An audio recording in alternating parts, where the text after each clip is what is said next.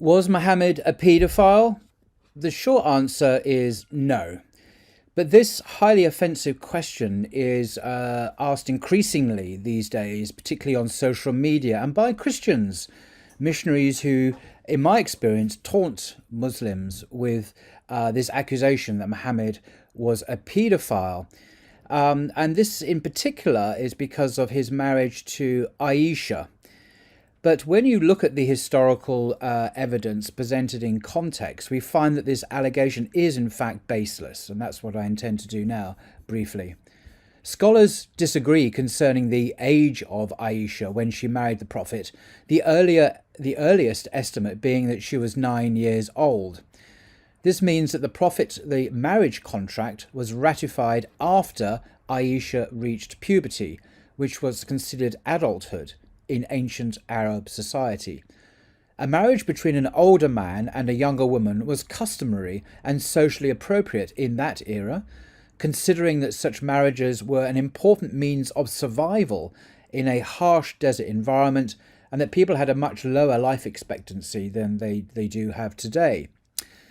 Professor Colin Turner of the University of Durham here in England, he is an expert on Islam in the Middle East Studies Department, explains the context of the Prophet's marriage. He writes, "A marriage between an older man and a young girl was customary among the Bedouins, as it still is in many societies across the world today. It was not unheard of in Muhammad's time for boys and girls to be promised to each other in marriage almost as soon as they were born, particularly if the union was of direct political significance to the families concerned. However, such marriages were almost certainly not consummated until both parties had entered adulthood, which Arabs in the 7th century tended to reach at an earlier age than Westerners today. It is highly unlikely that Muhammad would have taken Aisha into his bed until she was at least in her early teens, which was wholly in keeping with the customs of the day and in context not in the least improper." That's Professor Colin Turner, Islam, the Basics, published by Routledge, 2006, pages 34 to 35. The scholar of religions, Karen Armstrong, she's a very distinguished and accomplished publisher on Islam, Christianity, Judaism, Buddhism. In her biography of the Prophet, writes, "There was no impropriety in Muhammad's betrothal to Aisha. Marriages conducted in absentia to seal an alliance were often contracted at this time between adults and minors who were even younger than Aisha. This practice continued in Europe until well into the early modern period. There was no question of consummating the marriage until Aisha reached puberty, when she would be married off like any other girl." End quote. That's from her Muhammad, a Prophet for Our Time, published by HarperCollins. Interestingly, Christian tradition records a similar marriage between, can you guess, the much older Joseph to the young Virgin Mary. And this is even more extreme. The Catholic Encyclopedia says of Joseph, a year after his wife's death, as the priests announced through Judea that they wished to find in the tribe of Judea a respectable man to espouse Mary, then 12 to 14 years of age, Joseph, who was at that time 90 years old, went up to Jerusalem among the candidates. That's the Catholic Encyclopedia in New Advent website, 1995. So she may have been as young as 12 and he may have been as old as 90. Christians cannot possibly use the Prophet's marriage to condemn Islam, for if they do so, they would have to condemn Joseph, Saint Joseph, the husband of the Virgin Mary, and I can't imagine they would ever do that. But interestingly, marriage in Islam is not simply about sex. It's a spiritual agreement based, as the Quran puts it, on love and mercy. In Surah 30, verse 21, it reads, "He, God, created spouses from among yourselves for you to live with in tranquility. He ordained love and kindness between you." So this is what God has ordained for marriage. Ratifying a marriage contract does not necessitate sex, There is no evidence whatsoever that the Prophet had sex with Aisha before puberty. And that's a crucial point. And just to emphasize that point, just to quote a couple of Western sources talking about the age of consent and marriage in the West, quoting from a textbook, Adolescence, Sexuality and the Criminal Law, a Multidisciplinary Perspective. It's a handbook discussing the regulation of adolescent sexual behavior and provides lots of useful historical information. It's mainly written for the legal profession, for those interested in issues of criminality and the sexuality of children and adolescents. And it says on page 25, age of consent throughout history has usually coincided with the age of puberty, although at sometimes it has been as early as 7. Early on, age of consent was a familial or tribal matter and only became a legal one in the Greco-Roman period.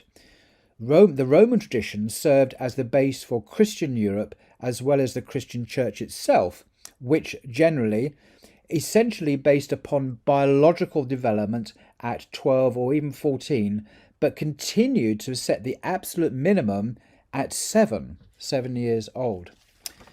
And then another quote here, traditionally across the globe, the age of consent for sexual union was a matter for families to decide or a tribal custom. In most cases, this coincided with signs of puberty, menstruation for a woman and pubic hair for a man. And then coming particularly to the United States, which really surprised me, in the 19th century, the usual age of consent in the United States was, believe it or not, 10 years. In the state of Delaware, until the mid-1960s, it was 7 years. In A Guide to America's Sex Laws, the authors note, the law governing the age of consent has changed dramatically in the United States during the 20th century. Most states codified a statutory age of consent during the 19th century, and the usual age was 10 years. Now, this is stated by Richard A. Posner. He was Chief Judge of the United States Court of Appeals. So that was his statement of the affairs.